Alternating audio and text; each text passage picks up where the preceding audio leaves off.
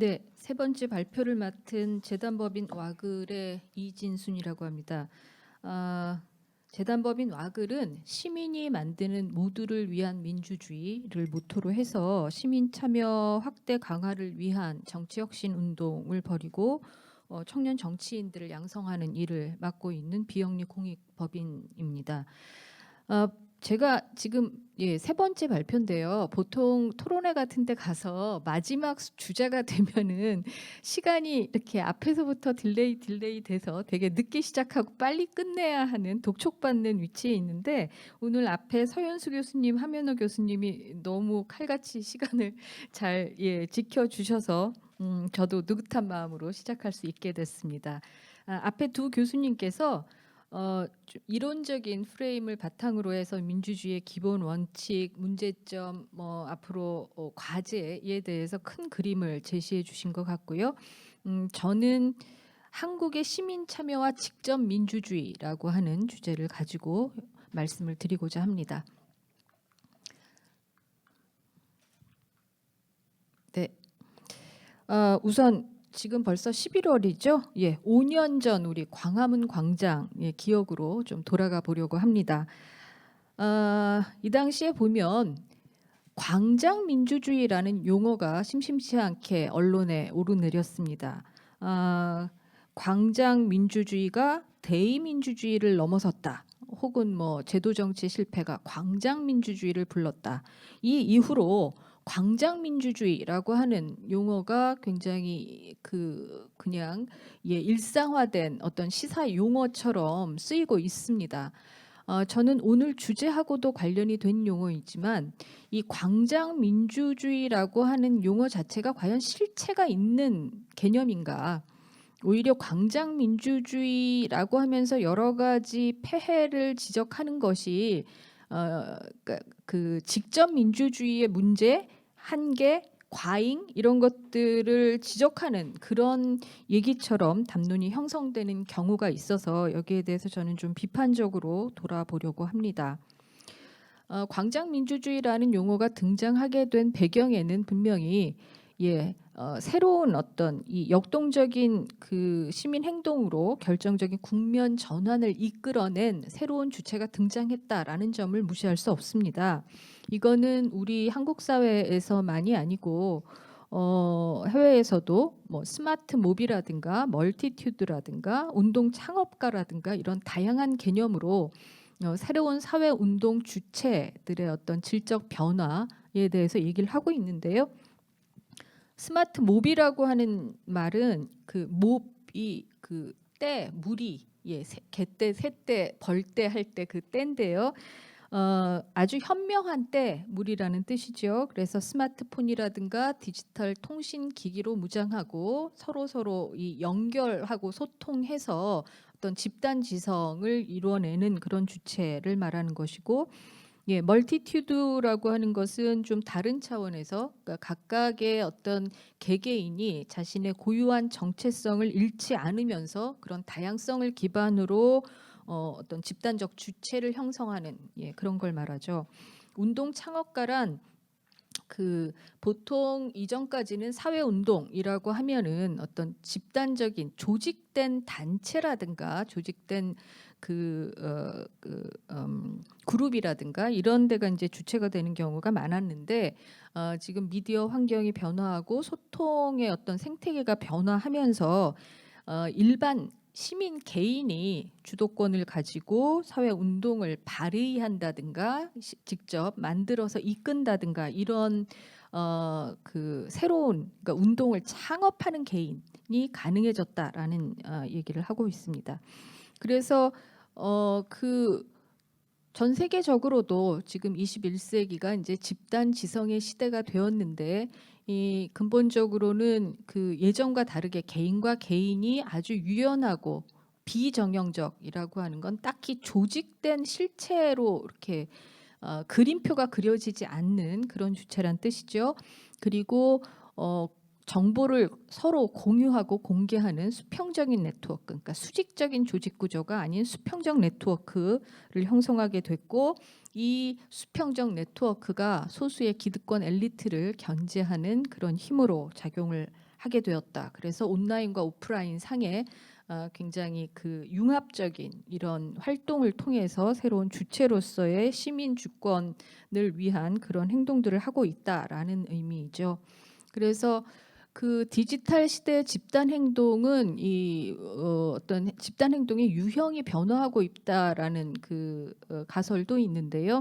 지금 보시면 X축이 그 사람과 사람 사이의 커뮤니케이션 모드, 상호작용 모드고요. Y축이 참여 모드, 개인으로 참여하느냐, 단체로 참여하느냐라는 건데, 과거에는 직접 대면 접촉에 의한 단체 주도의 어떤 시민 참여, 뭐 어디 무슨 시민 단체, 무슨 정당, 무슨 이익 단체, 협회, 뭐 이렇게 단체에 소속된 그 사람들이 시민들이 참여하는 그런 그 지금 일사분면에 보이는 그런 참여가 일반적인 형태였다면 지금은 여전히 그런 일반적인 형태도 남아 있지만 과거에 없었던 직접 대면하지 않고 개인 단위로 참여하는 자발적인 참여, 지금 3, 4분면에 보이는 그런 새로운 시민 참여가 대단히 확대되고 있다라고 얘기가 됩니다.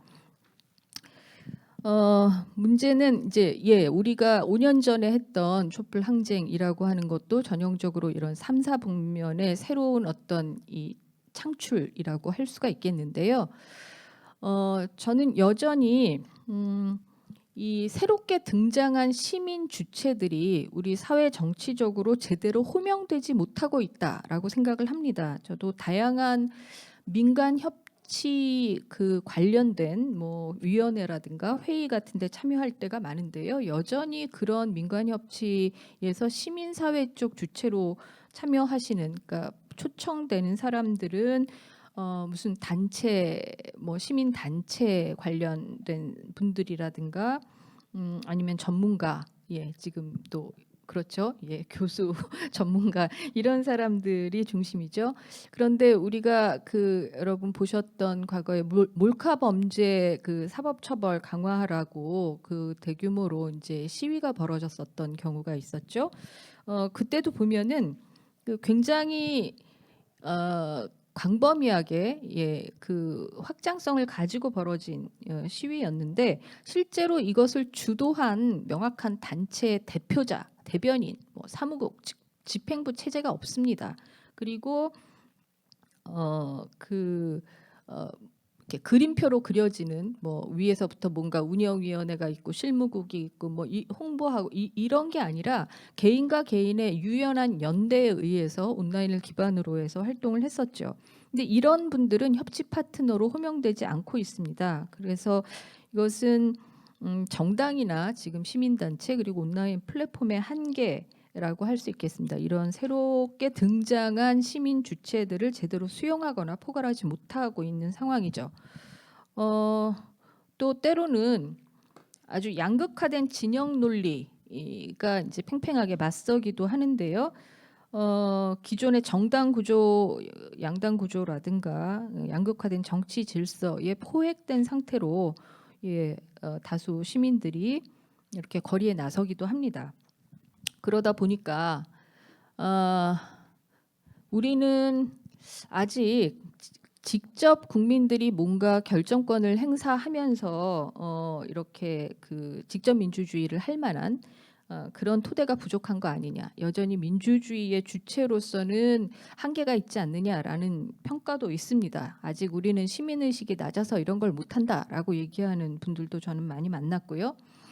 근데 개인적인 경험을 말씀을 드리면, 제가 2018년에 그 청와대 에서 개헌안을 마련을 하기 위해서 국민헌법, 그러니까 개헌 특위라고 하는 것들이 만들어졌었고, 그 개헌 특위 활동의 일환으로 그러니까 어떻게 개헌을 하는 게 필요한가, 이런 조항은 고쳐야 되나 말아야 되나 뭐 이런 걸 가지고 수기형 시민 토론회를 연 적이 있었습니다. 그래서 그 정책기획 수석께서 나와서 이제 인사말을 했는데, 이때 그 추첨제로 해서 이제 그 무작위 추출에 의해서 초대를 받아서 참여하신 그 자리를 꽉 메운 시민분들 중에 상당수가 그런 도전적 질문을 하셨습니다. 이날이 이제 일요일이었거든요. 그러니까 다 주말을 반납하고 참석을 하신 것이죠. 그런데 우리가 말하면 들어줄 겁니까? 예, 그게 아주 가장 뜨거운 정작 궁금했던 부분이었던 것 같고요.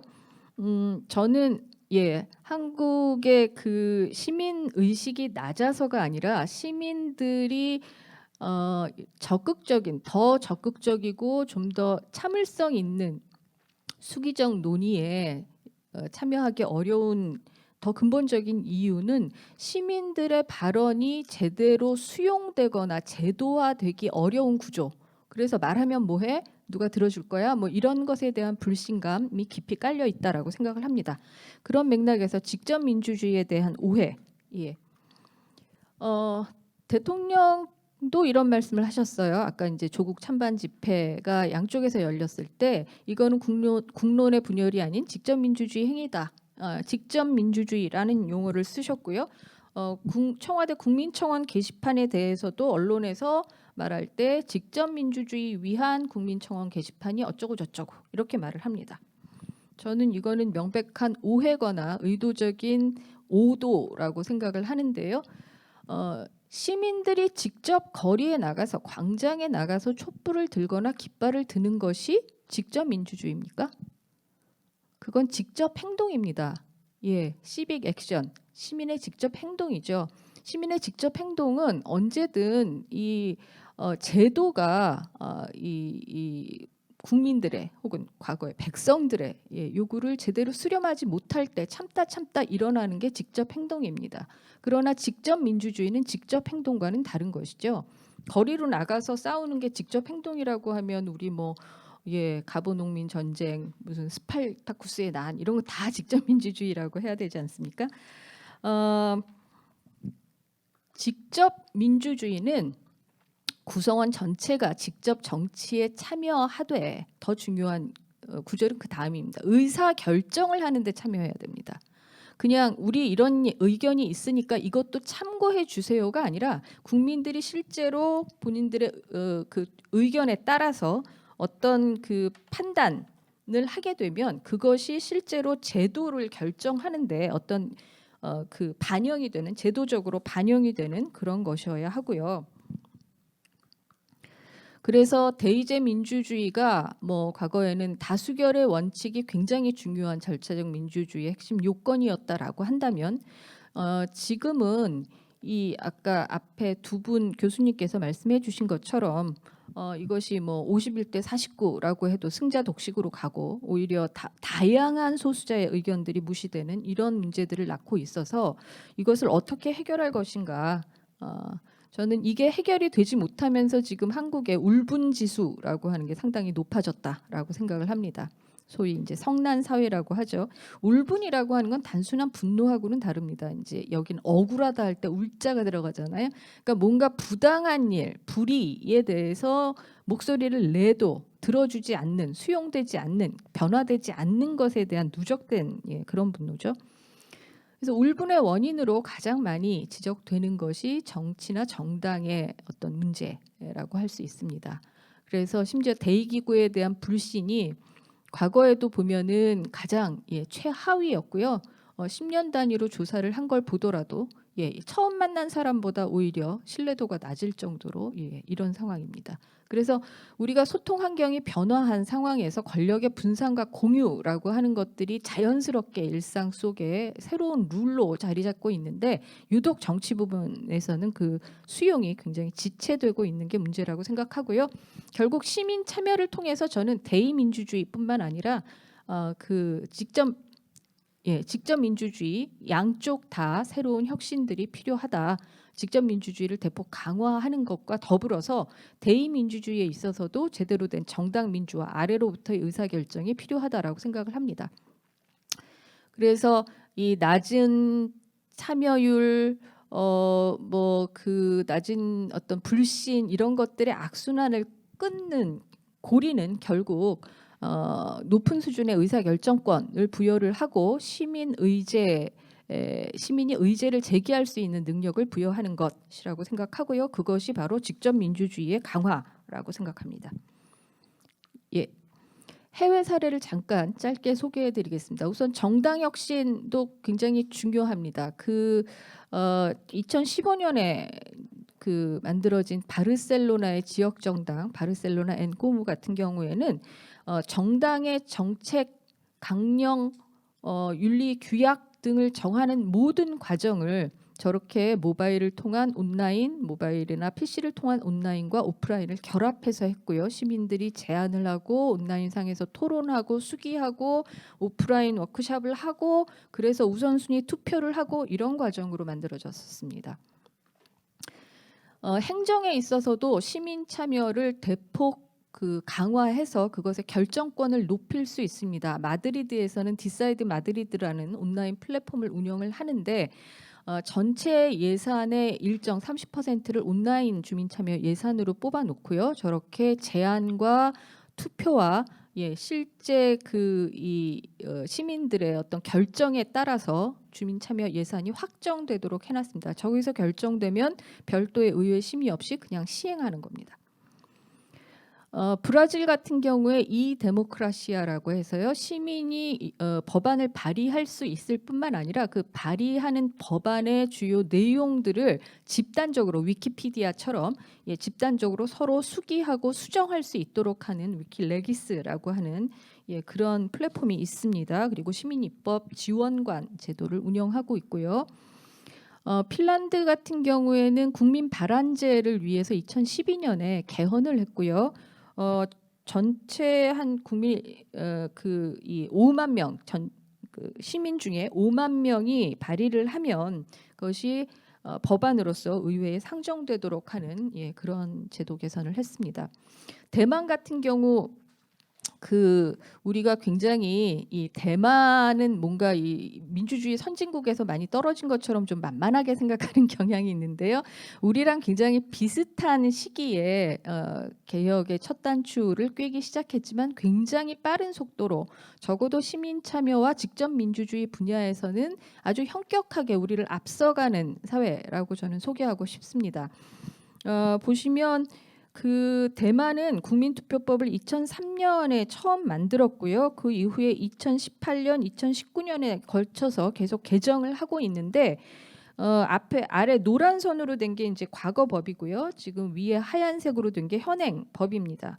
굉장히 문턱을 많이 낮추고 있다라는 걸 보실 수 있을 겁니다. 그리고 심지어 2019년에 개정을 하면서는 그동안은 국민 투표를 국가 중요 사안, 그러니까 시민들이 발의해서 국가 중요 사안으로 이거 국민 투표에 붙이자라고 하면 이렇게 상정이 되는데요. 탈원전 문제라든가 동성혼 문제라든가 성교육 문제라든가 이런 다양한 사회적 쟁점이 되는 이슈들이 국민 투표에 회부가 되었었고 2018년에도 했고요. 올해에도 12월 올해 12월에도 예정돼 있습니다. 그래서 굉장히 빠른 속도로 시행착오를 줄여가면서 주요 쟁점들에 대해서 전 국민이 공부를 할 수 있는 그것을 주요한 공공 의제로 삼을 수 있도록 자료집을 만들고 보내고 공부를 하게 하고 그걸로 투표권을 행사하게 하는 이런 제도를 시행하고 있습니다. 그렇다면 여기에 비추어서 현재 한국의 직접 민주주의 수준은 어떻다고 생각하십니까? 저는 광장을 메우는 시민의 직접 행동이 문제가 아니라 실제로 혐오나 배타적 진영 논리를 계속 증폭시켜 나가는 낡은 정치 시스템이 문제라고 생각하고요. 그 낡은 정치 시스템에서 이런 혐오를 양산하고 양극화하는 것이 기득권을 유지하는 데 도움이 되기 때문에 혐오를 계속 양산하는 세력이 있다. 결국 그런 대의제의 문제 한계들을 해결하고 개선해 나가는 데 있어서 더 중요한 것은 어떤 특정한 이익관계, 정파성에 종속되지 않는 현명한 시민들의 직접적 참여, 그것을 보장하는 직접 민주주의 확대다. 그게 현재 민주주의를 시대에 맞게 민주화하는 방법이다라고 생각을 합니다. 감사합니다.